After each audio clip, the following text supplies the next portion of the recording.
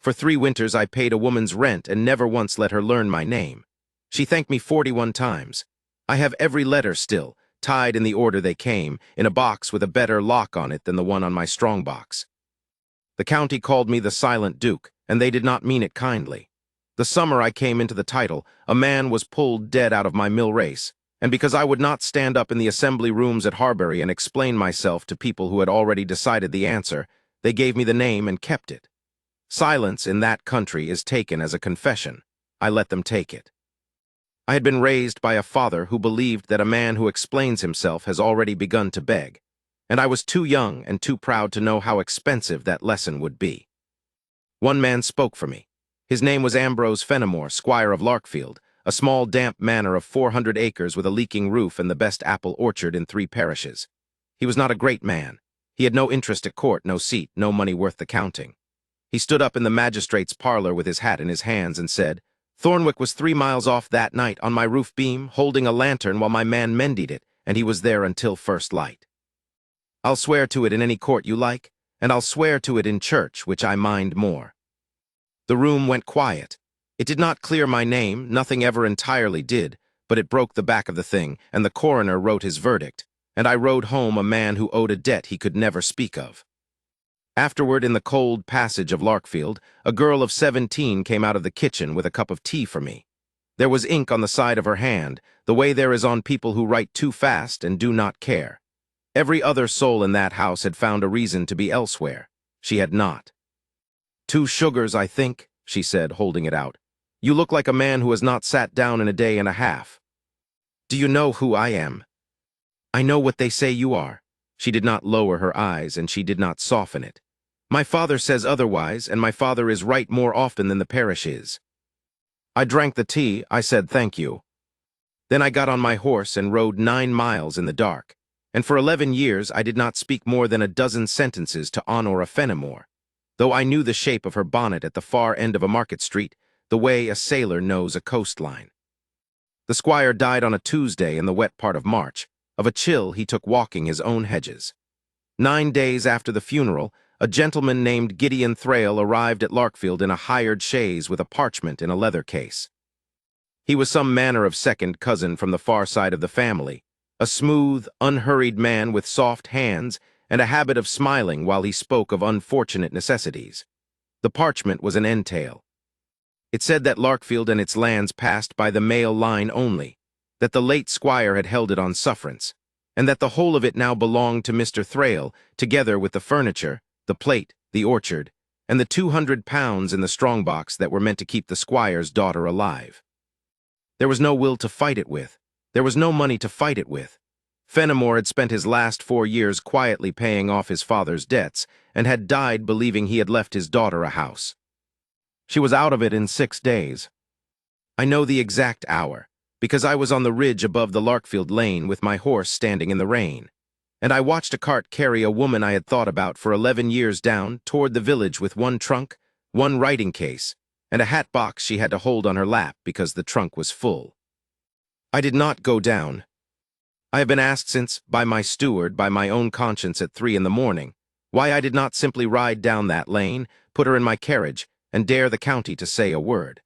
I will tell you what I told Corvin. A woman seen taking the arm of the Silent Duke on the worst day of her life is a woman the parish buries beside him.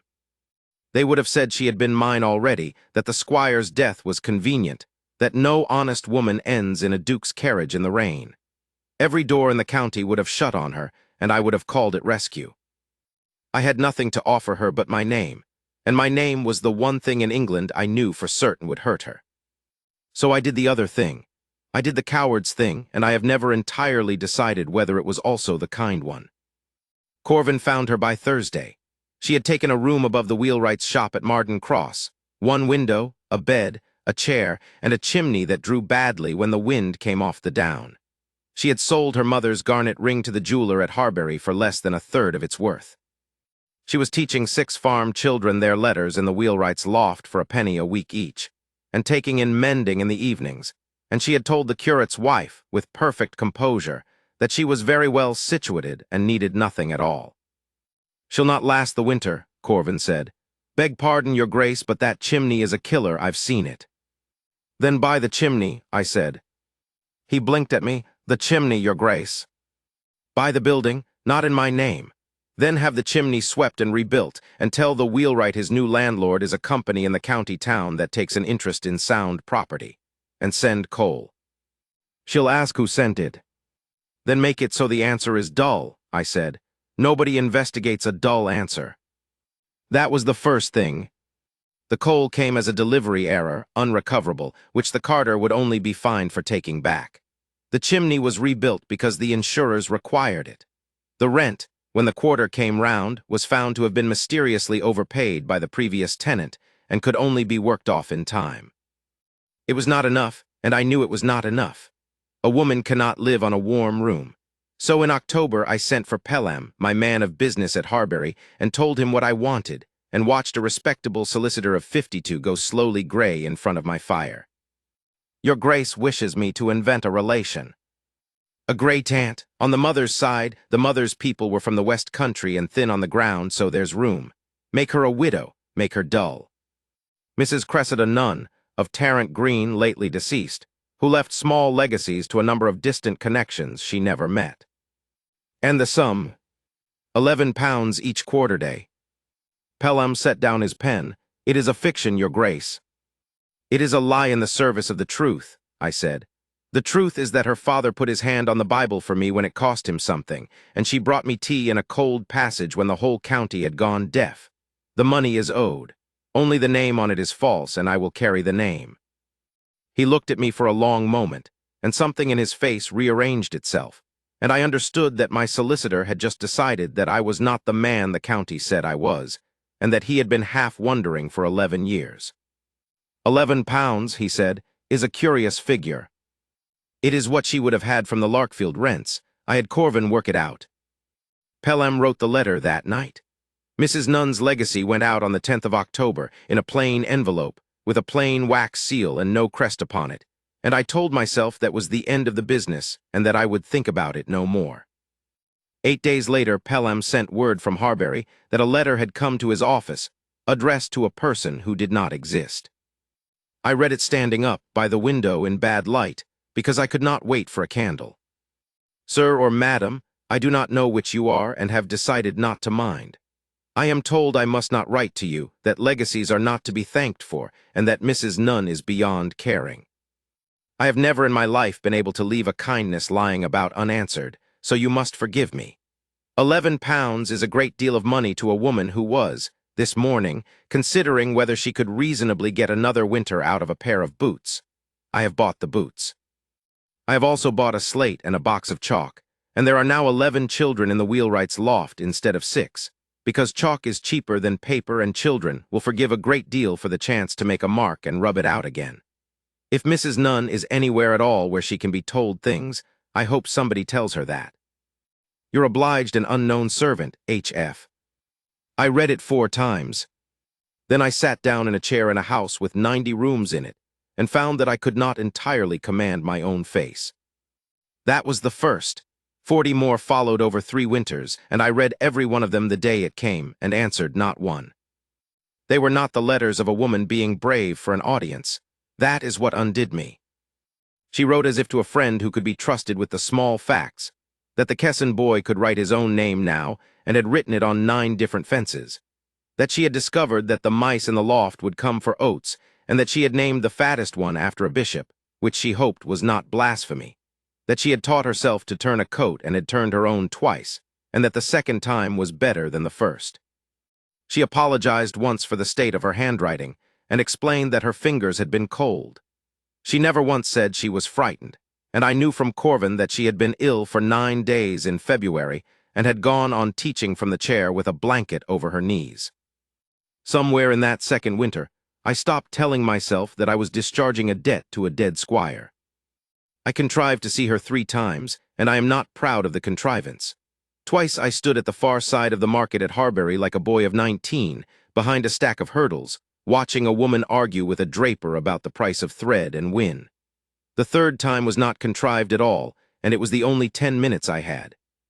It was November, near dark, and her carrier's cart had gone over on the Marden Road with a split wheel, and she was walking the last 2 miles in the wet with a bundle of mending under her arm.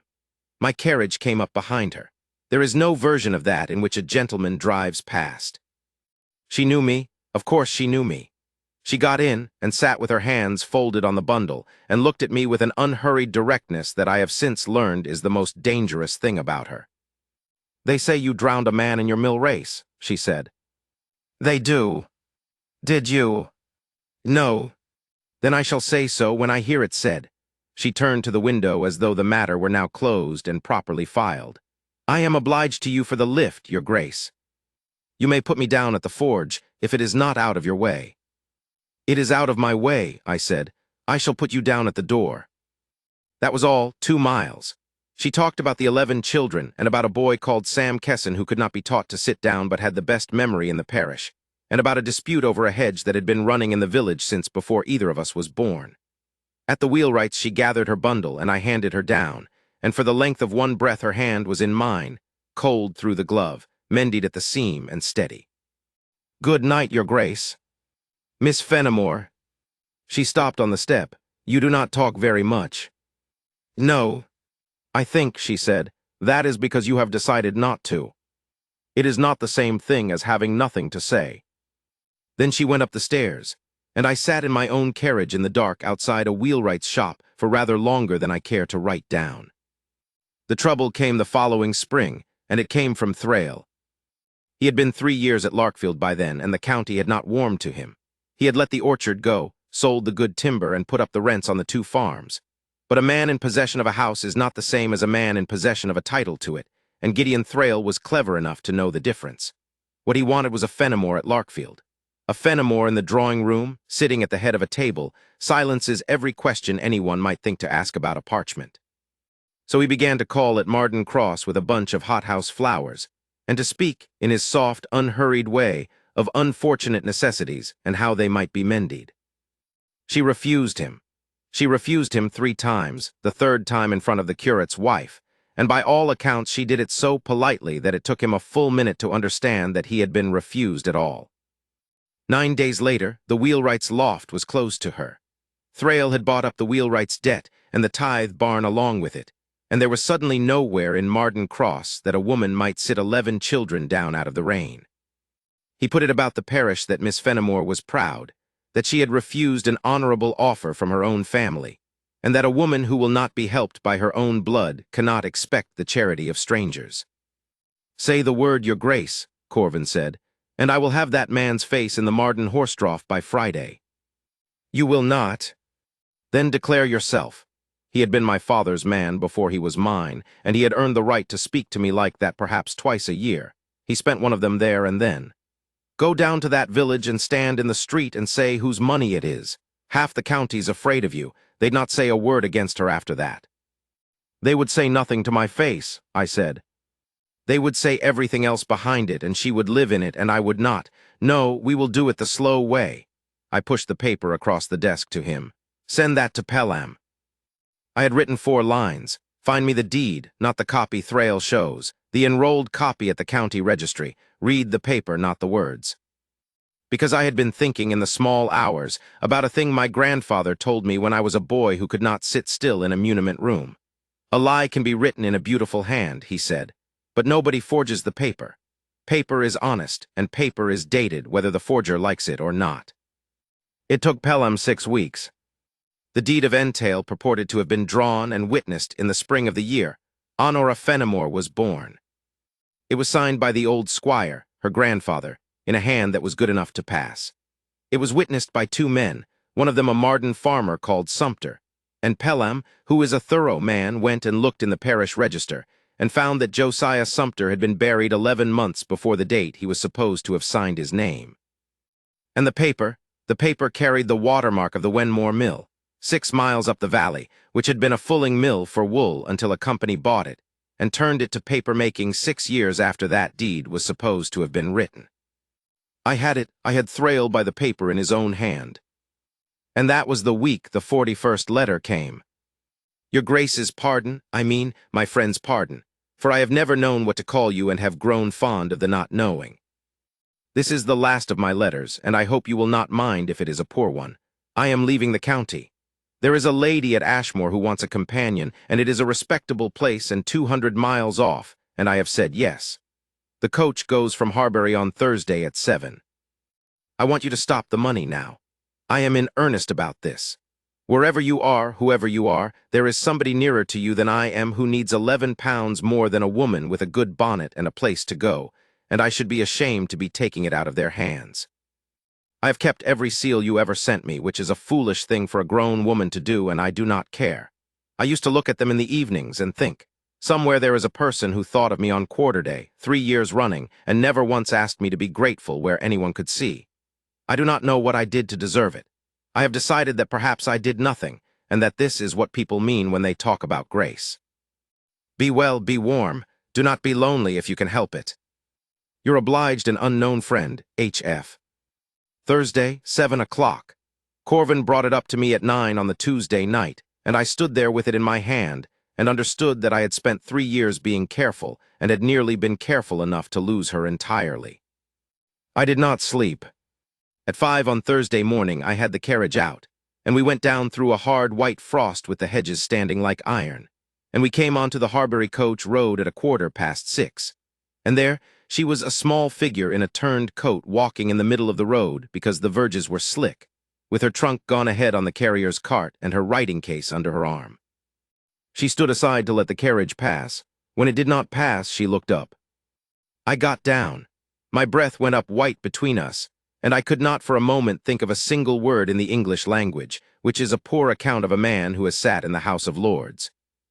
"Your Grace," she said, "do not take the coach." She looked at me the way she had looked at me in the cold passage at Larkfield when she was 17, no flinch in it, and no hurry either. That is a very large request from a man I have spoken to for about 11 minutes in my life. 9 days, I said.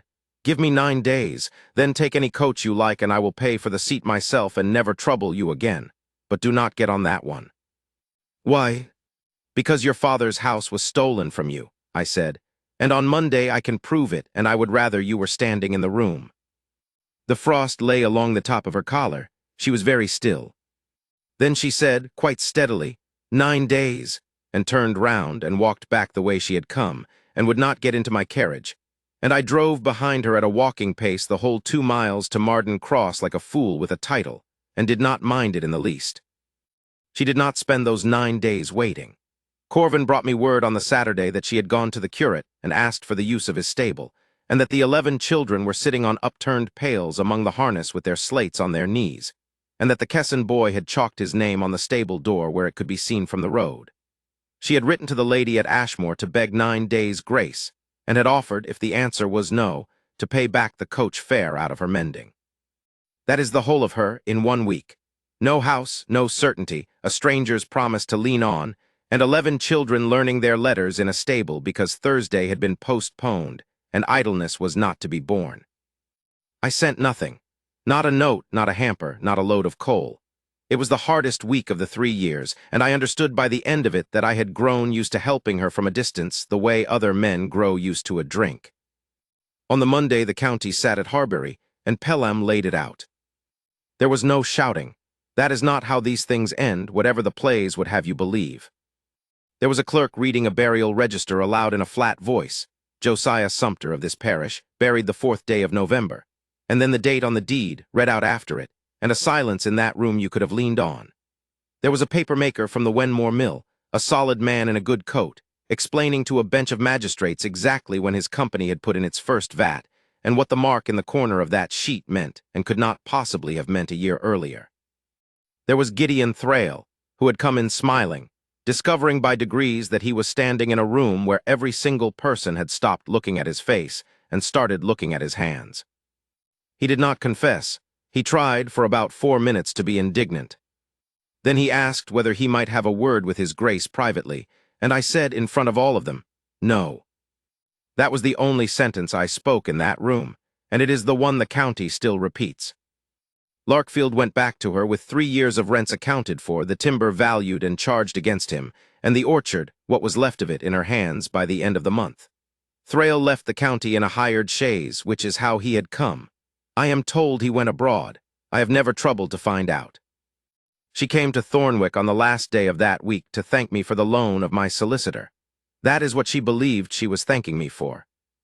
Pelham had been instructed to say, if asked, that His Grace had taken an interest in the matter as a magistrate, which is the nearest thing to a true statement anybody told her that year. I received her in the library, because it is the only room in the house that does not look as though it were built to frighten people, and I gave her sherry that she did not drink, and she sat very straight in a chair too big for her, and told me that she was in my debt, and that she disliked being in anybody's debt, and that she intended to pay it in apples for the rest of her natural life, as Larkfield had nothing else and the orchard could be brought back in 4 years. And then she stopped talking because she had seen the box. It was on the second shelf of the writing cabinet, and I had left it out, and I have asked myself since whether I left it out on purpose. It was a plain rosewood box with a good brass lock, and lying on the top of it, where it had no business to be, was a bundle of letters tied with a black tape. She did not say anything at all for a long moment. Then she got up and crossed the room and stood looking down at them without touching, and I watched the back of her neck and did not breathe. "That is my hand," she said. "Yes. There are a great many of them." 41, I said. She turned round. Her face had gone white and then had color come back into it all at once, and her eyes were bright and furious and something else besides. "Mrs. Cressida Nunn," she said, "of Tarrant Green." "Never existed." I wrote to her memory. I told her about the mice." Her voice cracked straight across the middle of it, and she put a hand up briefly and did not let it. 3 years, and you sat in your carriage on the Marden Road and let me talk to you about hedges." "I did." "Why?" "Because," I said, "if I had put my name on that money, you could never have taken it, and if the parish had learned whose it was, they would have made a thing of it that would have followed you into every room you entered for the rest of your life. My name does that. I have watched it do that to people since I was 26 years old." I stood up, because I found I could not say the rest of it sitting down. "I did not want your gratitude, Miss Fenimore. I have no use for gratitude. I wanted your good opinion, and I did not think I could afford to ask for it, so I stole the smallest possible piece of it, and I have lived on that for 3 winters. She was quiet. Then she opened her reticule and took out a small, worn pocketbook and shook it, and 11 or 12 little discs of plain red wax fell out into her palm. "I kept them," she said. "You know I kept them, I told you." She turned one over with her thumb and held it up, and her hand was not entirely steady. "There is a flaw in every one just here on the rim, a little nick like a new moon." I said nothing. She reached over and took my right hand. She took it. I did not offer it, and turned it, and looked at the seal ring on my 3rd finger, and at the small chip on the rim of it that has been there since I was 14 and a boy at school shut a door on my hand.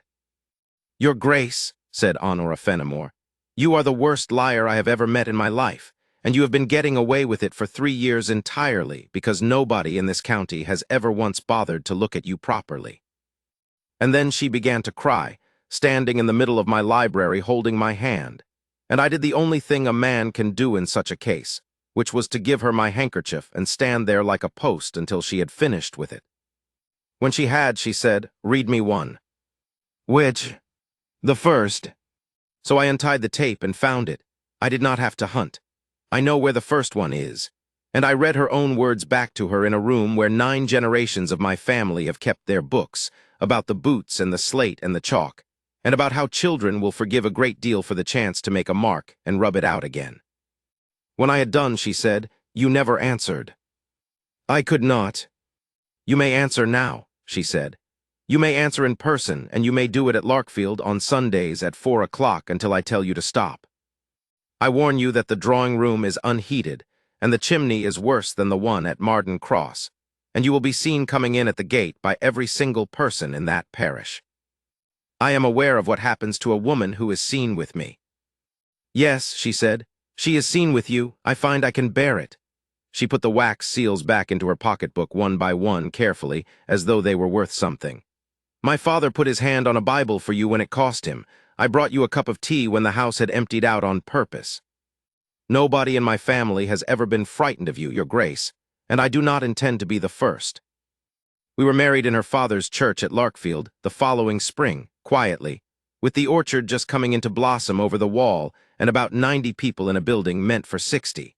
because a parish that will not attend a wedding out of respect will always attend one out of curiosity, and I have long since stopped minding which brings them. At the vestry table she signed her name, and then she turned the register round on the cloth and put the pen into my hand and said, softly, so that only I heard it, "Sign it." I had spent 3 winters making certain that she would never see my name. I wrote it beside hers in a hand that was not as steady as I would have liked, and the ink of it is still there, and I have gone in on my own once or twice, on quiet afternoons, and looked at the 2 names sitting together on the same line as though somebody had finally corrected a long clerical error. The 41 letters are in their box still in the library at Thornwick, and she has never once asked me to give them back. The last of them, the one that told me to stop the money and not to be lonely if I could help it, is framed above her writing desk, where she can see it while she does the Larkfield accounts, which she keeps herself, in a fast hand, with ink on the side of her palm. And every evening at dusk, she sets a candle in the window of the hall. She did it the first winter without explaining, and I did not ask, and one night in December she told me anyway. "It is not to guide anybody home," she said. "You know your own road. It is so that when you come through that door out of the dark, there is enough light in the room for me to see your face. There is no unknown friend at Larkfield now. There is only a man who comes home at dusk, to a woman who is watching for him, in a house nobody can take from her, and who thanked him 41 times before she ever knew his name, and has gone on thanking him every evening since with a candle in a window and no letter at all."